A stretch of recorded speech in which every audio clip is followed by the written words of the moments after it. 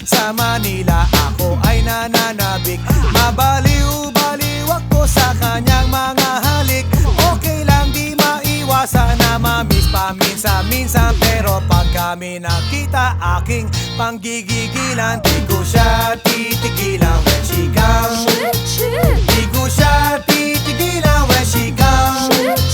Di ko siya titigilan, di ko siya titigilan, di ko siya titigilan when she comes. Kay ganda ng aming samahan at walang nanlalamig, mas pa sa mag-asawa ang aming